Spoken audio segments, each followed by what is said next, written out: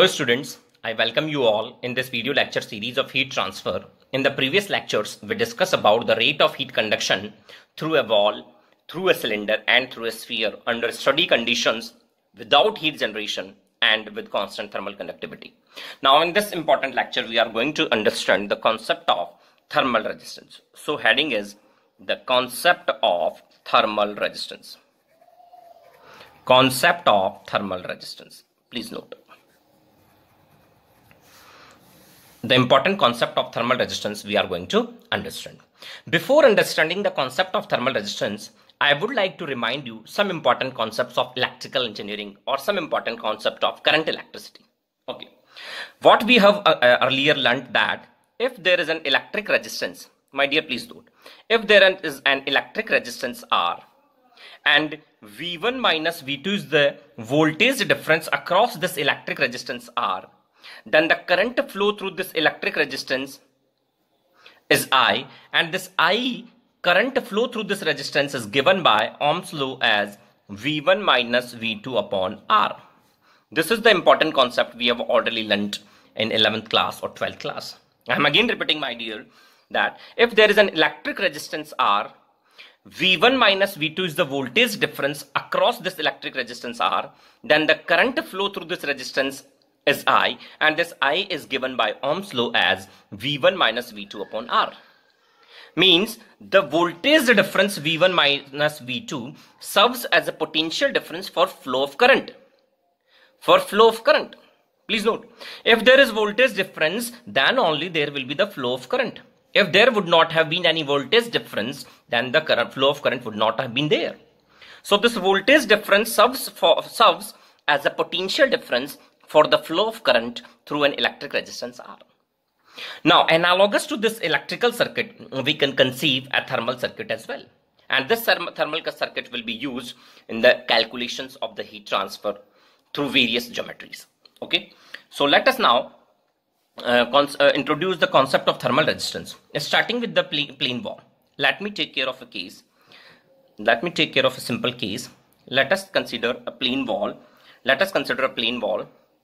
If T1 minus T2 is the temperature difference across the wall, let the left face of the wall is at temperature T1, the right face of the wall is at temperature T2, and if T1 being more than T2, then the rate of heat conduction would be in positive X direction, Q wall.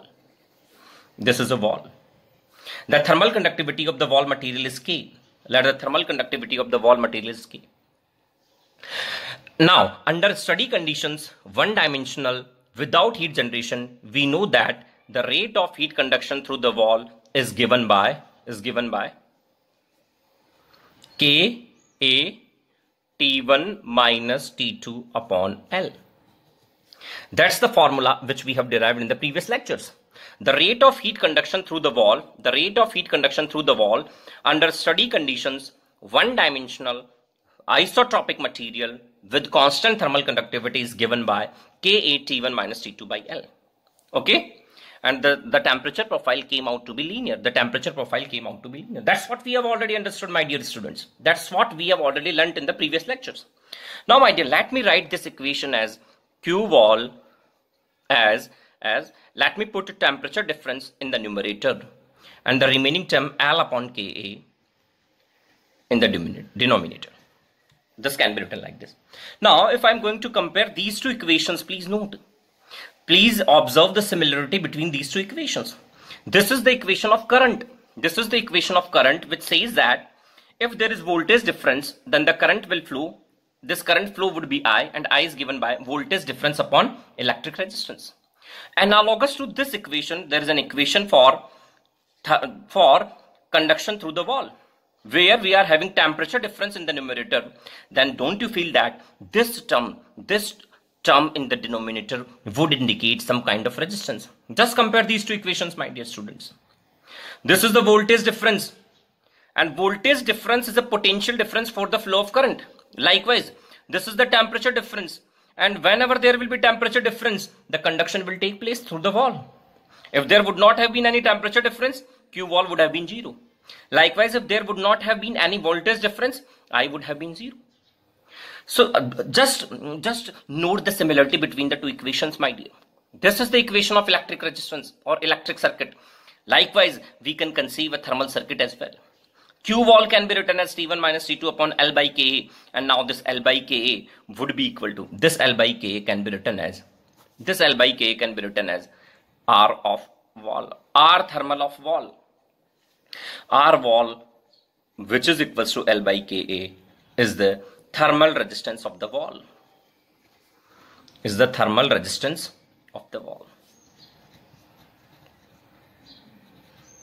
Or we can draw a circuit as well. My dear students. We can represent it with the help of a circuit. Please note. Simple thermal resistance network. Simple thermal circuit as well. This face of the wall is at temperature T1. This face of the wall is at temperature T2. Then we can draw a thermal resistance circuit as well. Likewise, analogous to electric circuit. This is the temperature difference T1. This is T2. This is R of wall. And this would be Q of wall. Means this equation Q wall equals to T1 minus T2 upon R wall can be represented with the help of this circuit. My dear. Means whenever there is temperature difference, whenever there will be temperature difference, there will be Q wall. And this Q wall will be temperature difference divided by R wall. And R wall is given by, the thermal resistance of the wall is given by L upon Ka. The thermal resistance of the wall is given by L upon K. This is the important concept of thermal resistance. And this has been derived by comparing the situation of thermal resistance network with the electric resistance network. Now, we can also take care of a cylinder as well. Please note. If there is a cylinder, let us note. If there is a cylinder with radius R1 and R2,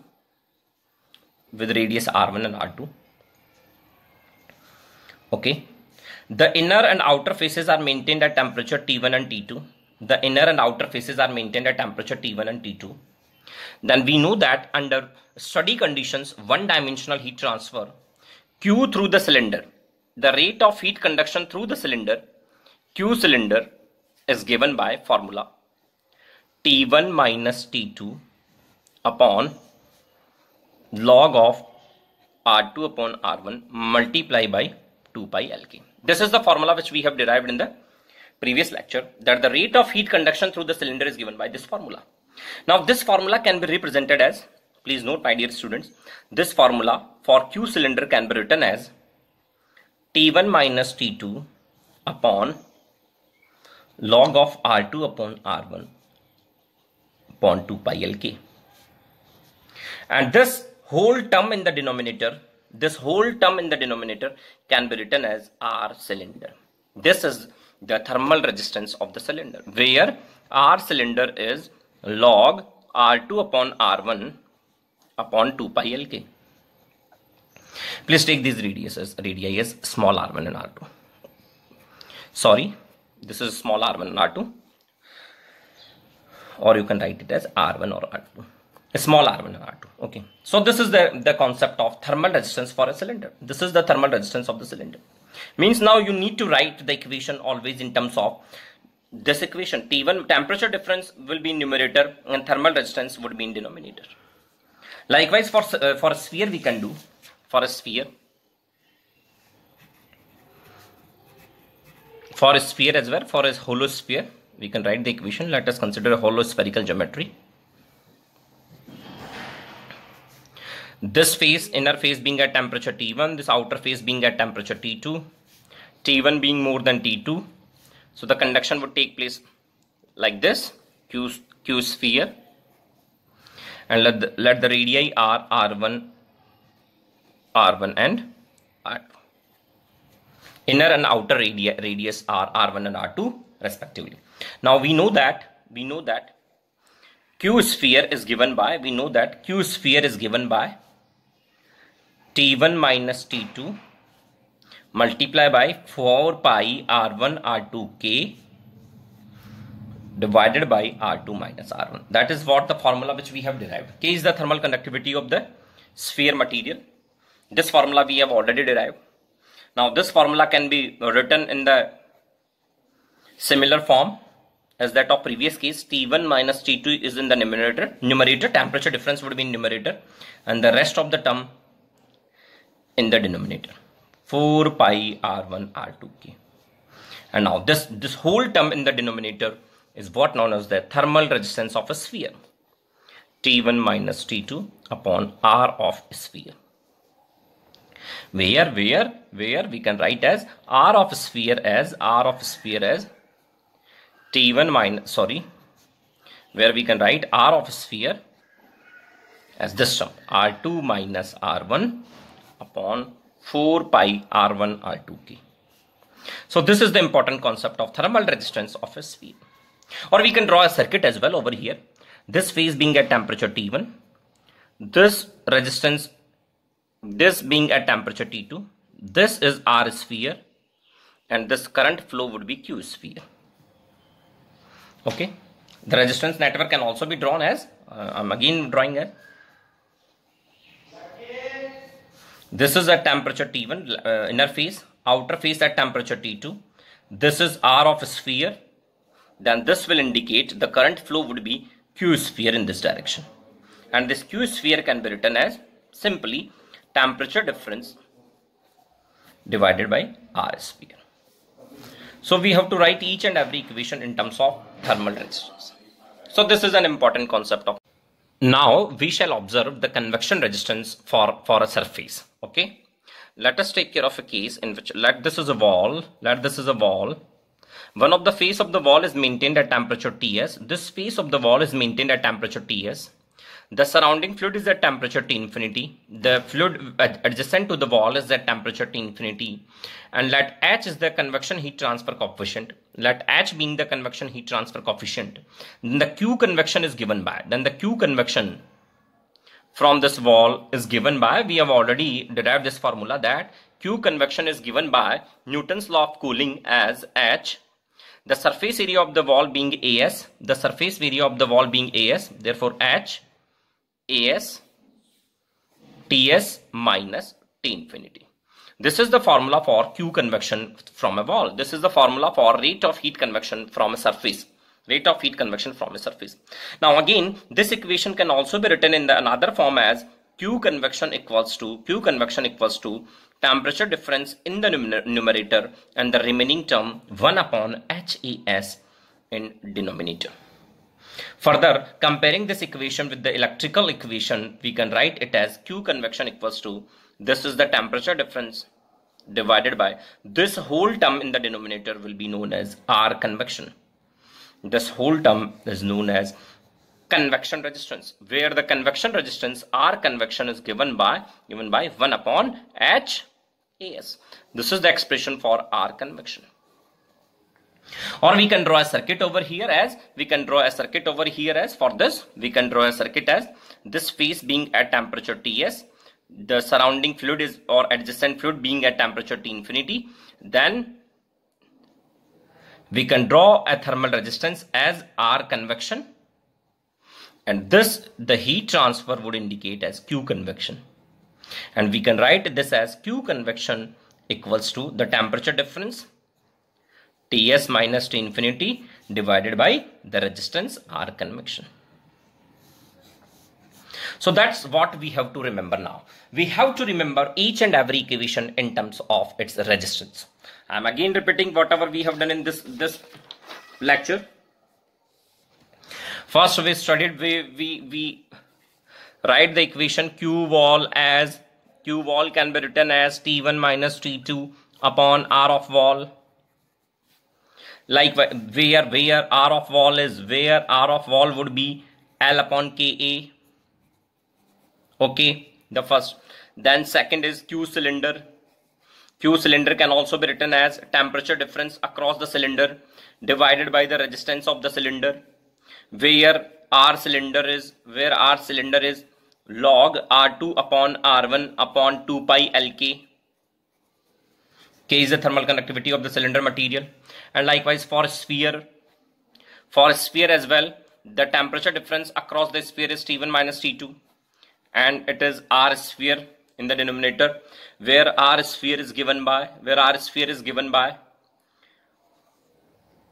R2 minus R1 upon 4 pi R1 R2K.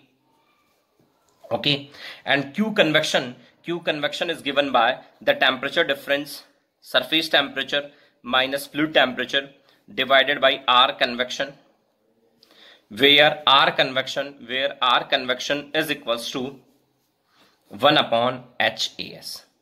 Okay, so now we have to remember, please note, what is the similarity between these equations? We can write the heat conduction equation for wall, cylinder and sphere in terms of temperature difference divided by thermal resistance. So once we know the temperature difference, we know the thermal resistance, we can write the equation in these forms. So these are the equations for the conduction through the wall, cylinder and sphere, and for convection. And these are the various resistances. And now using these equations and these resistance values, we can draw the resistance network and we can solve the complex problems very easily. Okay, so in the next chapter we would use, or in the next lecture we would use this important concept of thermal resistance to solve some of the beautiful concepts, or some of the beautiful problems of thermal resistance network. Okay, thank you.